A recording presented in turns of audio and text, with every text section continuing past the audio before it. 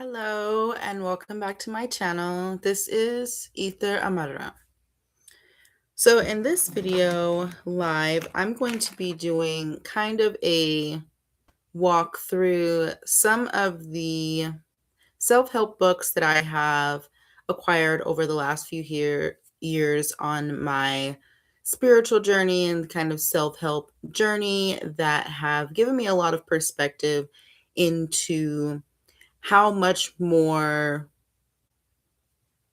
helpful it is to approach certain parts of your life from a humanistic standpoint, whether it be in religion, in your social life, dealing with family. How a humanistic approach is the most sensible way of dealing with everyday life situations and people. So I'm just going to share some of the books that I have really enjoyed. I do have a playlist of good reads that I have had up for a couple of years where I've shared different parts of different books, and I'm definitely still using those books. I've definitely tagged a lot of sections and chapters in each one, and I'm just going to go through and share some information and really draw some contrast from these self-help tools that can be helpful for anyone who is looking to alleviate any type of stresses in their lives and steering clear of the abuses that can occur, whether you are being spiritually abused or you are in a medical setting where you are being mentally, physically abused, and how in our life today, we really have to rely upon ourselves and whoever we believe, our creator to be, to help us walk through this life and not be too dependent on people. So some of the books that I have here, I have shared, as I stated before. These are really good books by well-known authors. So I'm just going to go ahead and run through the title of each one, and then I'll go through some of the information that are within each one. So the first one I have here is The Feel Good Effect. This is a really good one. This one is by Robin Conley Downs. I've definitely done a review for this book. Really good one. The next one I have here is the One Question That Can Change Your Life book. This one is by Monica Lashklnik. This is a really good author. She's a really good,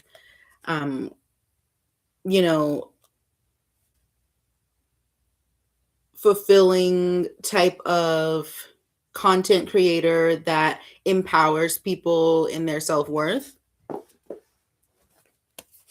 And then the next one I have is The Legacy of the Heart, The Spiritual Advantages of a Painful Childhood by Wayne Muller. This is a really good one as well. Understanding the dynamics between your spiritual health, your psycho-emotional health, and how all of those things tie together in the aspect of holism. Then there's The Magic of Thinking Big. This one is by David Schwartz. Really good book. Then there's the What's Within You book. I really love this one. This one is really good as well. It kind of gives you a roadmap for certain aspects of your life that are barriers for, wherever you are in your life, and how when things get in the way, what can you do to reroute yourself around them. And this one is by Tom Lillig and David Sherna. And then the last one I have here is The Happiness Trap by Russ Harris. And I've done a lot with this book. I have taken the ACT courses, the acceptance commitment therapy classes, and they've been really helpful at just understanding, my own journey through self-help and wellness and a lot of those principles. So this one is definitely a really good one. So I'm just going to start with each one here and just kind of draw some contrast for where I have acquired, the most sensible and, as I stated, in my description, humanistic approach to how you deal with people and how to engage people in, empowering one another to get through any kind of struggle in their lives and approaching it with a non-judgment standpoint in order to alleviate, hurt feelings, being, triggered, however,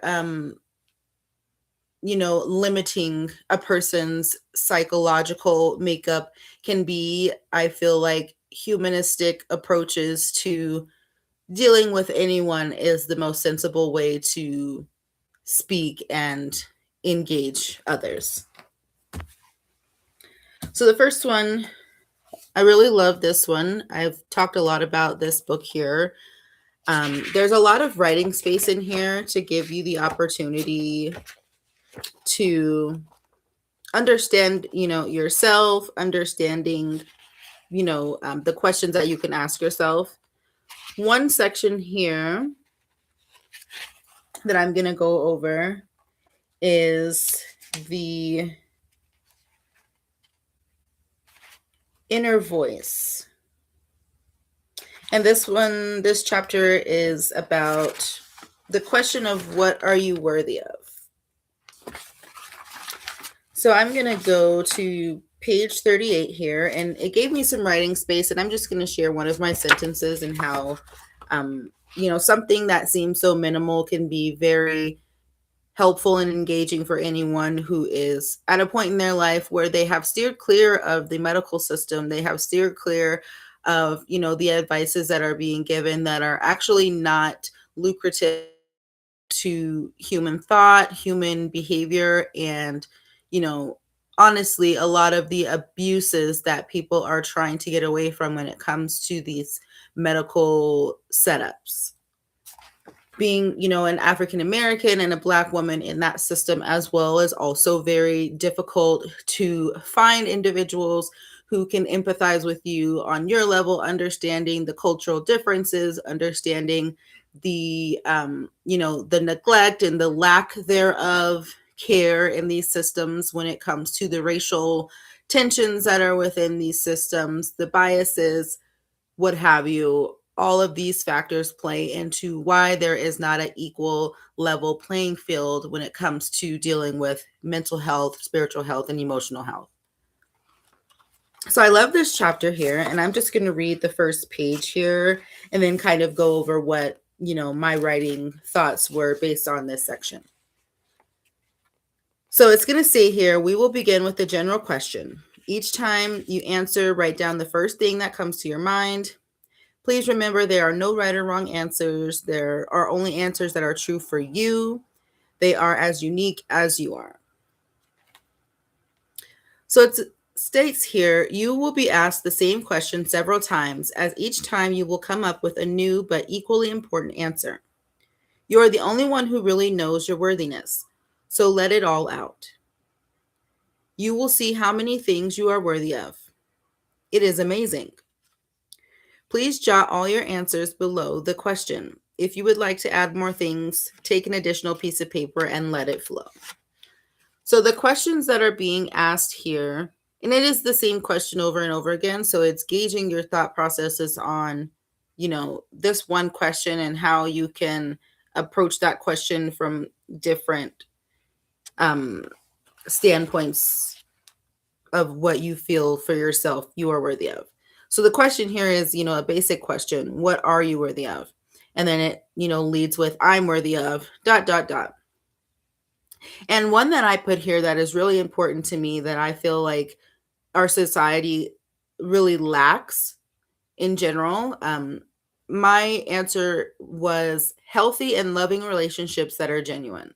I feel like it is very difficult to navigate this life if you are engaging in disingenuous relationships, friendships, sisterships, sisterhoods with people who do not truly have the best interest for you. They don't understand your walk of life. They, can minimize your experiences, not really understand, not really care, not really have a cultural awareness, or even the basic foundational tools to even give you a good, look into how you can deal with certain things in your life. So I feel like healthy and loving relationships that are genuine are the basis of health and wellness. If you don't have anyone that you can trust to go to and speak with, that's going to give you an engaging, humanistic, as I stated before, outlook on things.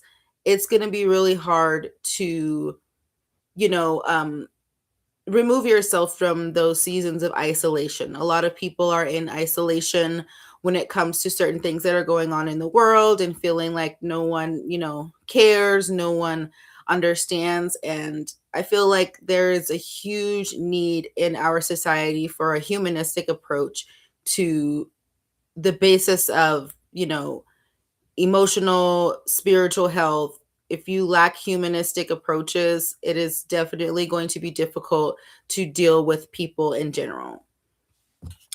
So I really like this section of the book. It also, in step 2, goes into your physical wisdom. So I'm just going to, share a little bit here and then move on to the next one. So this one says most of us have had the experience that various thoughts and emotions are reflected in different parts of our bodies. When we get stressed, our stomach often reacts with contractions. When we get angry, our hands tend to clench into a fist. When we fall in love, our heart starts beating faster at the sight of the beloved person. When we have a new fascinating idea, we forget the rest of the body, its need to eat, drink, or sleep, dwelling temporarily just in our head, bringing our idea to life. Our back our back starts hurting when we carry too much physical load on our shoulders. We sometimes get an intuitive gut feeling. We happen to feel a big lump in the throat when we are at a loss of words or not able to express ourselves, etc. There are many more examples showing how external information influences our body. So I think it's really interesting to understand, self-worthiness and then the physical wisdom and the emotions that we hold in different parts of our bodies. I think it's really important to understand how those things play into one another. It's definitely something that I am always engaging in. And then on the other side of this section, it will, ask you, another question, such as the last one that stated, what am I worthy of? This one states, my heart says that I'm worthy of ... So in this one, I wrote my answer to be recognition of my values that stem from the heart. So I know that my heart specifically, and it bases it down by, different parts of your body. What is your stomach worthy of? What is your heart worthy of? What is your mind worthy of? What is your head, your tummy, all parts of your body? What do you truly feel they are worthy of? So I think it's really important for me, as someone who is very much into emotional intelligence, to know that for me, my worthiness of heart comes from the recognition of my values. So it's definitely something that is really deep, and it's a very simple approach when it comes to humanistic value and, dealing with people and, kind of the subset of ideas that we gather as we are children to treat those how you want to be treated. That is definitely a value system that some people may lack, and they may not, truly understand how to treat other people or how to speak to other people. However, I believe that that is something that is true for myself and true for how I engage with people in my life, and, not crossing barriers, not, invading physical spaces, physical boundaries, things of that nature. So this is definitely a really good one. And I'm going to go on to the next one here. And this is a really good one. This is The Legacy of the Heart by Wayne Muller, very well-known author, very good read here. I've definitely got a lot of, sections ticked off here. So I definitely have some spaces where I have always drawn back to. The one that I really like here that I have bookmarked here is the meditation section. And this one talks about cultivating a sense of abundance, understanding what does abundance truly mean, outside of, material aspects. We can have material abundance. We can have, social abundance, having, a plethora of people around us who can support us, different aspects. So I'm just going to read here the understanding of the word abundance, because I've definitely, as many people seen here on my channel, my name was definitely tied to the abundance theory. So I definitely, resonate very deeply with the concept of abundance. So it states here, the experience of scarcity and abundance is influenced by what we feel is enough in any given moment. When we become trapped in wanting, we find ourselves propelled into fear and scarcity, and we desperately look for that person or thing that is going to make everything work for us. If only we had the right job, the right relationship, more money, more time, less pain in our body, then we would be okay. The wanting mind brings us much suffering. It is a self-perpetuating habit that prevents us from experiencing the fullness of where we are and what we have in this moment, driving us to grab desperately for something else, something different. It teaches us that when we are here and now, we are somehow incomplete, and that what we already have could never be enough. We are cut off from the abundance of the moment. In these meditations, as we mindfully investigate our wants and desires, the way we constitute what is enough begins to shift.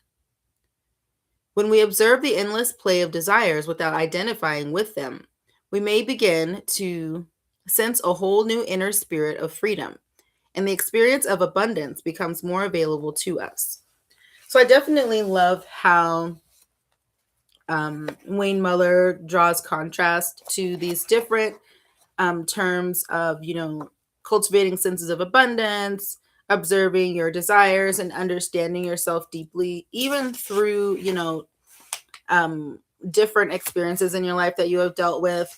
I don't feel like you have to, self-expose your traumas, your past life, experiences in order to understand that approaching it from a humanistic standpoint is very basic, and you don't have to, be gaslit or, like I stated, exposed in certain areas of your life that are not, that are not bothersome to you, that you may have already healed from, or, someone just kind of jabbing at, um, situations or scenarios in your life and not really understanding that, those things don't bother you, or, just understanding that in your life, you're going to, get past whatever your pains are if you work at them. And cultivating a sense of abundance is something that I have definitely been working on for many, many years. And, it's not something that you just pick up overnight. It's something that you work at, and you understand, what does abundance truly mean, and how can I implement that into my life?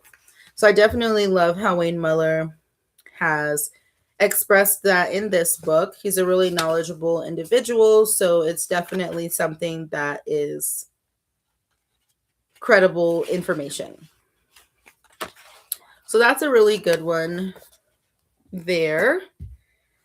Then I also have the Magic of Thinking Big. This is by David Schwartz. And this is Acquire the Secrets of Success, Achieve Everything You've Always Wanted. And this one is really good. Like many of my other books, I always, bookmark different pages that I come back to draw contrasts from. And in this one in particular, a really good section here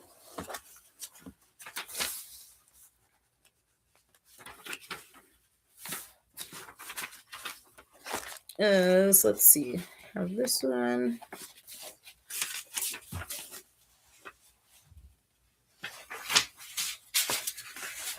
So I really like chapter 1. This one is a really good start when you get into this book. And this one is just talking about, believe you can succeed and you will. So this one states, Positive things, or success means many wonderful positive things.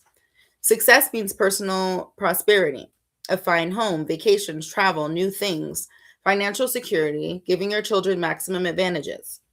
Success means winning admiration, leadership, being looked up to by people in your business and social life.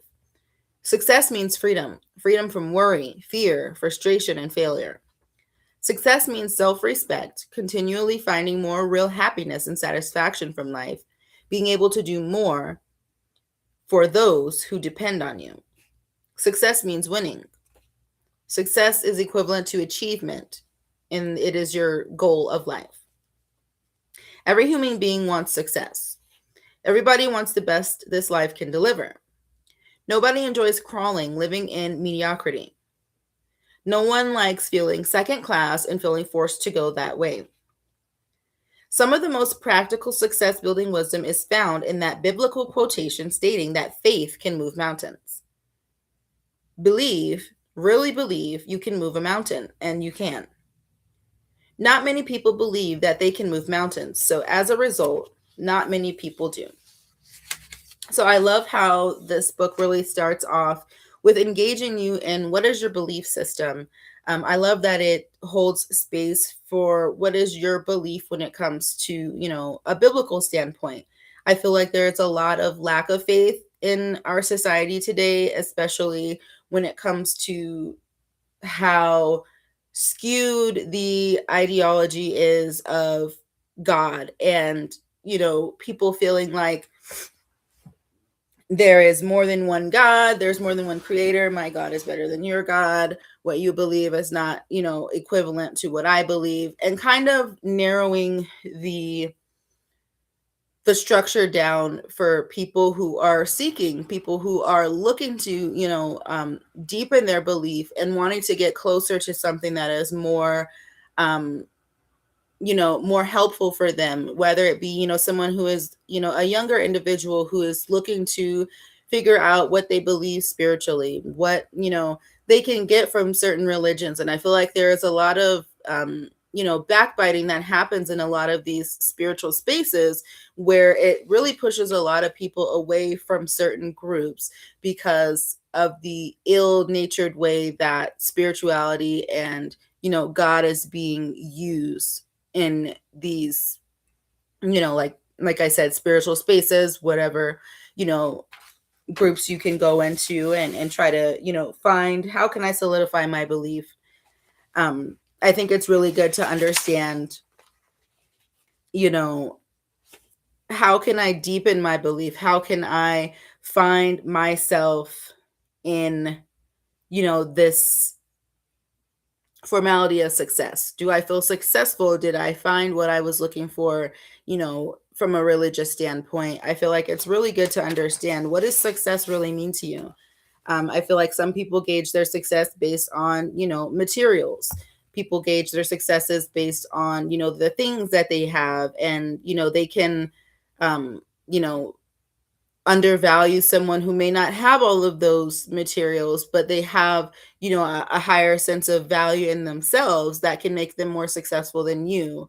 Money doesn't make you successful. Like I said, things do not make you successful. Who you are as a person and how you persevere through your life and your traumas and through your experiences is definitely something that puts you on a higher level of success. And it's really, nice to see that here, that, material aspects are not the only indicator of success and winning. So I think this is a really good one. The next one I have here is the feel good effect. I really like this one because it talks a lot about reclaiming your wellness, how to create, small shifts in your life that can create, a bigger effect in your life. And I really like this one because there are a lot of really nice and, bright pictures. The artistry is really nice. So there's a lot of really engaging visuals here.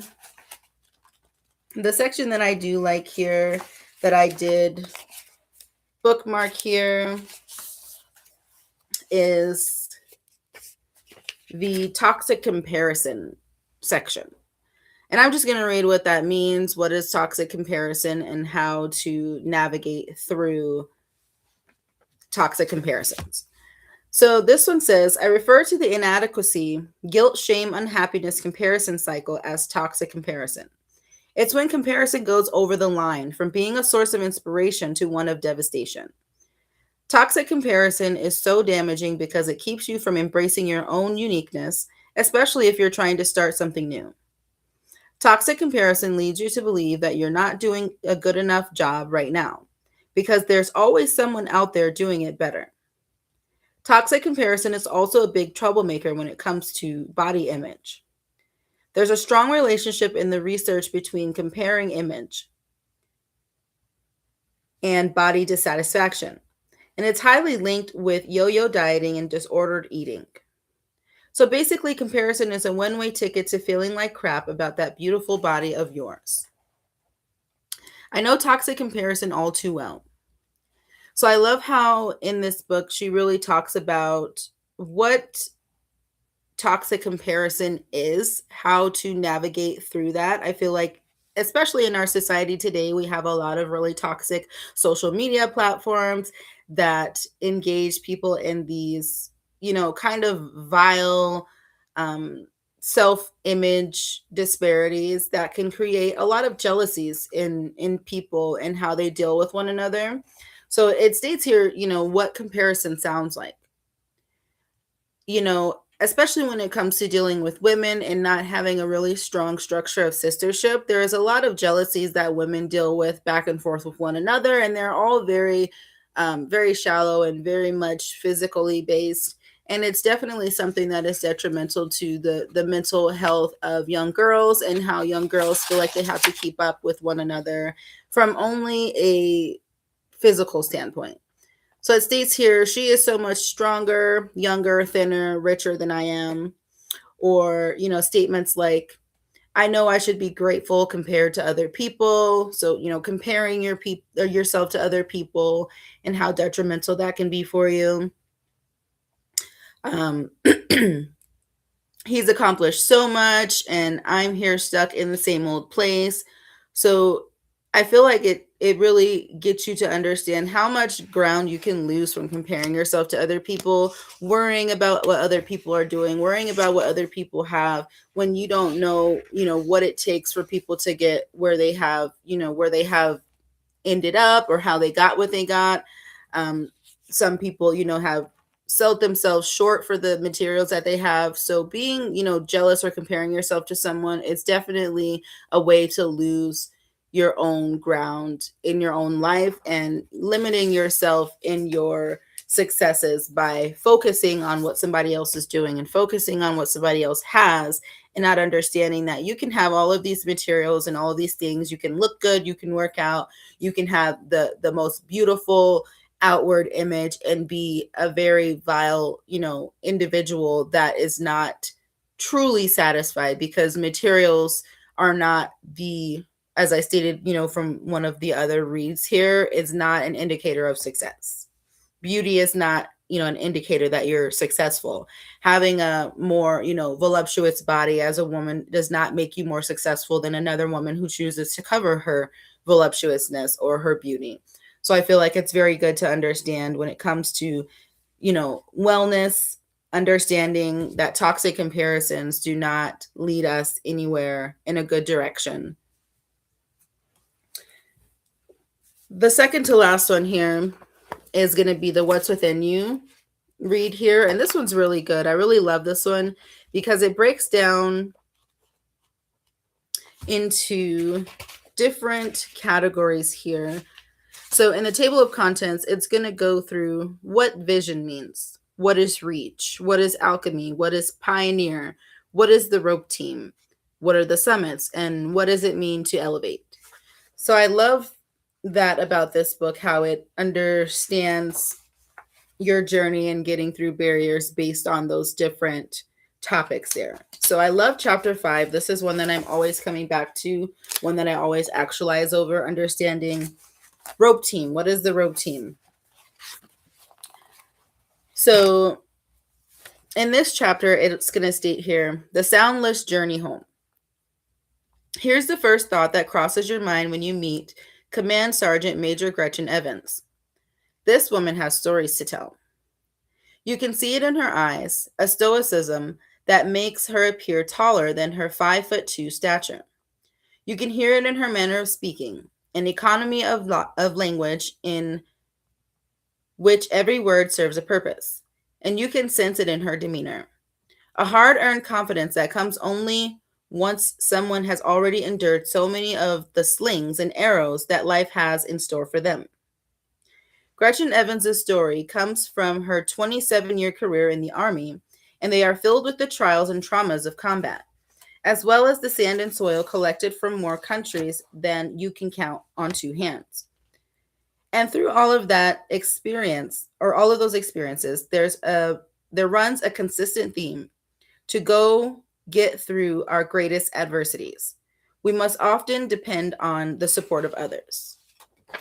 So I love how they kind of give an example of, understanding what the rope team is based on, an example of this woman's story who is, who was in the Army and dealing with, her war traumas and how those experiences shaped her life and how she was able to figure out how to define what her rope team was.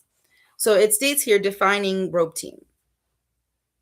At no barriers, a rope team is a group of people you trust who are linked together to encourage you and your vision. It's a support system you can't live without. The term originally comes from high altitude mountain climbing, where it describes a group of people joined by a climbing rope and thus secured against falling. If a climber slips on a slope, others on a team self-arrest and act as the human anchors to stop the fall. Team members then work together to rescue the fallen climber. So I think it's really nice to understand how rope team ties into your self-help journey and having, what some people would call a village of people, to assist you in certain aspects of your life, having your rope team, people that you can truly depend on in your life that are not going to let you fall. They're not going to let you, descend from your summit. I feel like it's really important to have groups of, sisterships and, groups of people that truly support you and who are unbiased in their beliefs, who are there to support you and who understand, such as her story, someone who comes from, being, an army, sergeant who fought in wars, across the world and, coming back into regular society and needing those rope teams that are going to help her stay, afloat, who are going to help her, get through those traumatic experiences. I feel like a lot of us in this world have a lot of traumatic experiences. We don't have to self-expose ourselves to prove what we've been through. Having a team that is going to help us stay afloat is definitely something that is helpful. And I love the idea of rope team. Where's my rope team? Who is my rope team? Who is going to, assure that I do not fall from my summit? So I think this is a really good one when understanding how can you, put your rope team together, why your rope team matters, and just really gauging, the understanding of practicing having a rope team, understanding what your boundaries are with your rope team, reliability, accountability, the integrity and the non-judgment of your rope team, and generosity of others who are there to help you. So this is a really good one. I really love this one. Definitely a really good read. Like I said, there's, a lot of stories in here that they gauge from in, people's personal lives and their personal experiences, such as war traumas or any level of trauma in your life that you are dealing with. It definitely can gauge you into those experiences. And then the last one here is a really good one. This is a really well-known author, Russ Harris, for The Happiness Trap. This one's really good. I really love this one. The one that I like here that I have kept bookmarked is Understanding, as it states here, Back to the Demons. So this one talks about understanding, what your demons are, or, in a sense, what your limiting habits may be, or what your self criticizing modes of thinking, can be, and how harmful they can be. So I love how it states here, getting to know your demons. So it tells you here, it's time to add feelings to that list. The first step is to read through the questions below, noticing what thoughts and feelings automatically come to mind. So these are the questions that it asks you in terms of your demons, or your negative thought processes, things that are, not serving of you in your wholeness. So one of the questions here is, what are the major changes you'd like to make in your life?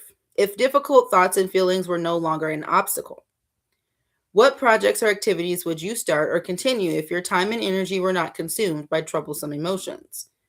What would you do if fear were no longer an issue?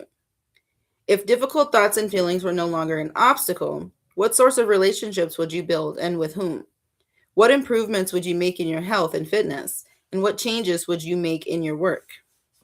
So I think it's really nice when understanding whether you want to approach the negative things in your life as demons, or, in Islam, they are called your nafs, how you approach these aspects of your life, and how you can move through them and create new thought patterns and thought processes, creating new relationships, and, being in a more fulfilling environment, how you can get to that goal. I really like how that one is broken down. And then I also like the time machine section. This one is called the time machine. So it will ask you, let me see here, through this chapter,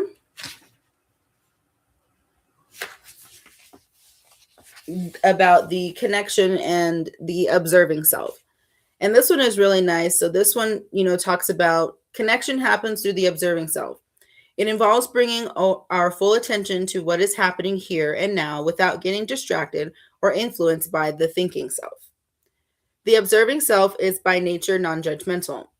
It can't judge our experience because judgments are thoughts and therefore a product of the thinking self. The observing self doesn't get into a struggle with reality. It sees things as they are without resisting. Resistance only happens when we fuse our judgments that things are bad or wrong or unfair. Our thinking self tells us that things shouldn't be as they are, that we shouldn't be as we are, that reality is in the wrong and our ideas in the right. It tells us that life would be better somewhere else, or we would be happier if only we were different. Thus, the thinking self is often like a pair of dark goggles that dims and obscures our view of the world, disconnecting us from reality through boredom, distraction, or resistance. So I love how it really gets you to understand, am I approaching my life from a thinking standpoint, or am I approaching my life from being in my observing self? And I think it's really nice to understand the differences between being, someone who's using your thinking mind or someone who is using their observing mind.